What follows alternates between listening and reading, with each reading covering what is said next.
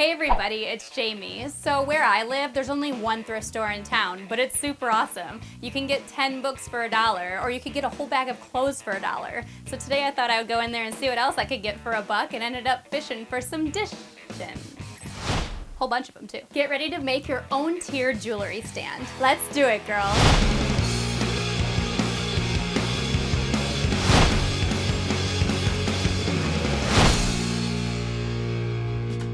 Okay, so for this craft, you'll need hot glue or strong super glue, and any kind of dishes from plates to bowls. The only other thing you'll need is what I call a pillar. At the thrift store, I found a small mason jar, but you could use anything from a candlestick to a block of wood. All that matters is that you have a tall, sturdy object. Depending on how high you want to stack your jewelry stand, you may need more than one. Now, just like with my paperback book DIYs, you should only be using dishware that's no longer really being used as dishware.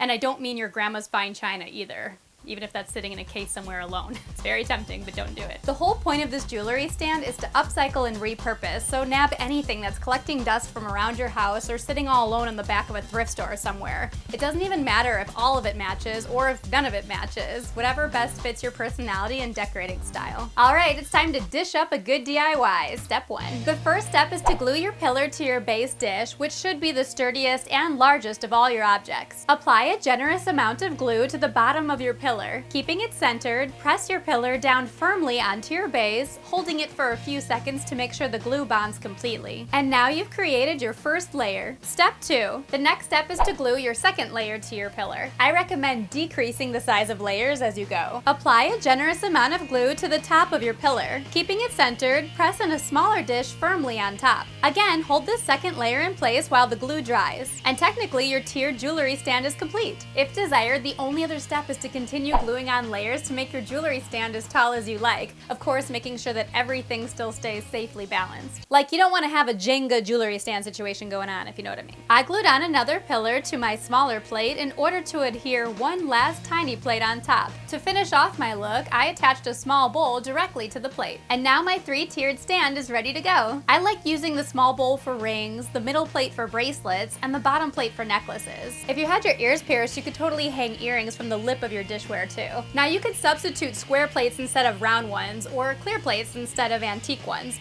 I mean, the only reason I even used plates and dishes was because they all just cost me $1 at the thrift store. Instead, you could use something like mirrors or small plastic trays or even frisbees. Plus, you can change up the entire architecture of your stand. Make a pillar to hold up your bottom plate too. Or just glue a bunch of cups and containers all over one plate in order to have a bunch of different coveys to place things in. Also, while this entire time I've been calling this a jewelry stand, feel free to use it for anything that suits your lifestyle. I mean, can you possibly come up with a better way to quickly make a cupcake stand?